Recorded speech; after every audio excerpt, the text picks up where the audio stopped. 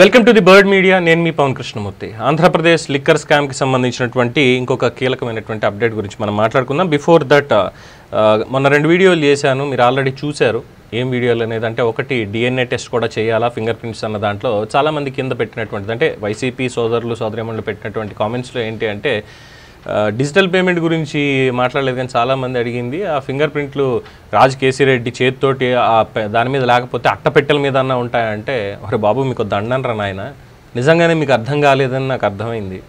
ఎందుకు మాట అనాల్సి వస్తుందంటే, అట్టపెట్టలేదో శ్రావణ మాసం కాబట్టి ఇస్తినమ్మ వాయనం పుచ్చుకుంటున్నమ్మ వాయనం అని చెప్పి రాజ్ కేసీరెడ్డి బాక్స్ పట్టుకొని తీసుకెళ్ళి వెంకటేష్ నాయుడు చేతిలో పెట్టాడా, లేదంటే ఇంకొకటి చేతిలో పెట్టాడా, వరుణ్ పురుషోత్తం చేతిలో పెట్టాడా, ఇది కాదు అక్కడ కావాల్సింది. ఆల్రెడీ క్లియర్గానే అందులో చెప్పా ఎక్కడ ముద్రించబడ్డాయి ఏంటంటే, రిజర్వ్ బ్యాంక్లోనే ముద్రించారు వాటిని. ఎప్పుడు ముద్రించారు అన్నదానికి yes I agree with you, దాని మీద సీరియల్ నెంబర్ చూస్తే ఏ సంవత్సరంలో వచ్చాయి అన్నటువంటి దానికి ఖచ్చితంగా చెప్పొచ్చు. అలాగే స్టేట్ వాల్ట్కి వెళ్ళాయి అన్నటువంటిది ఏ రోజు వెళ్ళింది ఏంటి, ఎప్పటిదాకా వీళ్ళు ఆగారు అన్నటువంటి డీటెయిల్స్ కూడా పూర్తిగా చెప్పడం జరిగింది. సో ఇంకా అందరూ ఏడవడానికి ఏముంది. సో అది అయిపోయింది. సో వెంకటేష్ నాయుడు వీడియో మొన్న ఏదైతే రిలీజ్ అయిందో, ఆ కట్టలు లెక్క పెడుతున్నటువంటిది 35 కోట్ల రూపాయలు, తర్వాత బయటకు వచ్చినటువంటి ఫోటోలు ఎవరెవరితో ఉన్నాడు, తెలుగుదేశం పార్టీ వాళ్ళతో ఉన్నాడు, వెంకయ్యనాయుడు గారితో ఉన్నాడు, వైఎస్ఆర్సీపీ జగన్మోహన్ రెడ్డి గారు ఆ గుడి సెట్ ఏదైతే వేశారో ఉగాదికి, అదే అక్కడ సినిమా పాటలు పాడించారు చూసారా, జగన్మోహన్ రెడ్డి గారిని ఎలివేషన్ ఇస్తూ భారతి గారు నవ్వుతూ చక్కగా అయ్యో మా ఆయన్ని ఇలా పొగుడుతున్నారా అని ఎంజాయ్ చేసినటువంటి ఆ వీడియోలు ఉన్నాయి చూసారా, ఆ రోజు చూసింది మహేష్ బాబు సినిమాలో పాటలు పాడించింది. సో ఆ సెట్ అంతా వేసి పర్యవేక్షించింది కూడా ఆయనే, చెవిరెడ్డి దగ్గరుండి మరి చేసినటువంటి వ్యక్తి. సడన్గా ఈ వీడియోలు ఇక చూద్దాం, వీళ్ళు 11 కోట్లకి అక్కడ చూపించినటువంటి ఆధారాలకే వీళ్ళు గగ్గోలు పెట్టి దాని మీద ఇలా అంటున్నారు కదా, ఇక వీడియోలు చూపిద్దాం అని చెప్పి ఆ రోజు బిగ్ బ్రేకింగ్ అన్నట్టుగా బయటికి వదిలారు.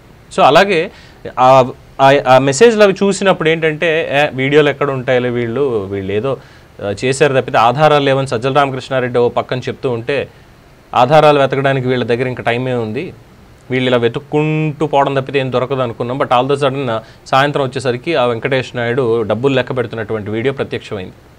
ఇప్పుడు ఇంకొక షాక్ ఏంటంటే అతి త్వరలో రిలీజ్ చేయబోతున్నట్ట వీడియోలు కొన్ని.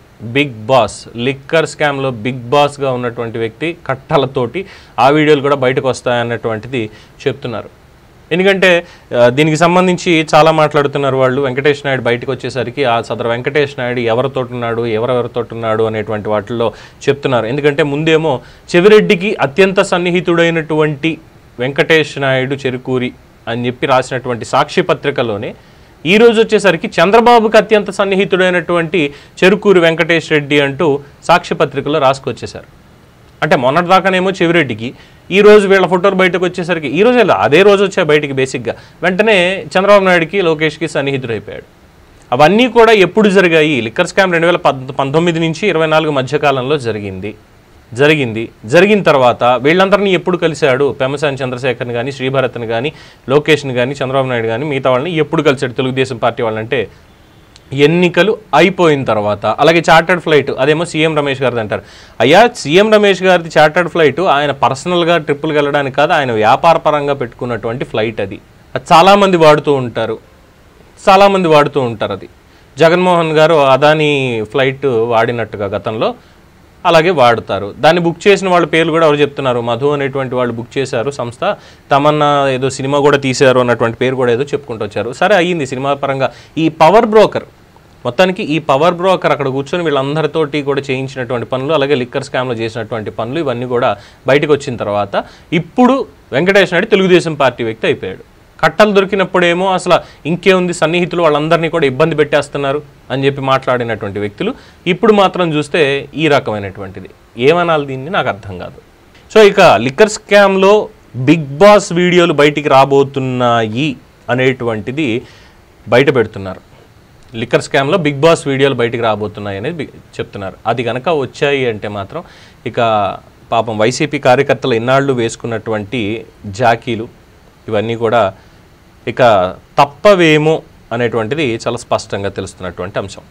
తప్పవు ఇన్ ద సెన్స్ ఇక మళ్ళీ అలా వేసుకుంటూనే వాళ్ళు ఇగో మళ్ళీ ఏదో క్రియేట్ చేశారని.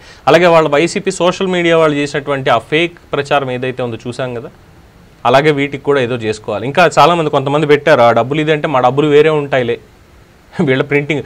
నిజంగా అది కనుక నిజమైతే, వాళ్ళ డబ్బులు వేరే ఉంటాయి అనేదే నిజమైతే, కౌంటర్ ఫీటో సూపర్ నోట్లో ఏమైనా తెచ్చి కల్పించారేమో అన్నటువంటి అనుమానాలు కూడా వస్తాయి. మన కామెంట్లో ఎవరో మిత్రుడు కూడా మొన్న పెట్టడం జరిగింది అదే మాట. సో ఎనీవే దీనికి సంబంధించి అప్డేట్ ఇది. వెంకటేష్ నాయుడు ఫోన్లో మరింత సమాచారం కూడా ఉంది అనేది చెప్తున్నారు. దీనికి సంబంధించినటువంటి వివరాలు మరిన్ని త్వరలోనే తెలియాలి. దీని మీద మీ అభిప్రాయాన్ని కామెంట్స్ రూపంలో తెలియజేయండి. చూస్తూనే ఉండండి ది బర్డ్ మీడియా. ఈ వీడియో కనుక మీకు నచ్చినట్టయితే లైక్ చేయండి, షేర్ చేయండి, సబ్స్క్రైబ్ చేయండి. అలాగే పక్కనే ఉన్న బెల్ ఐకాన్ని క్లిక్ చేయండి.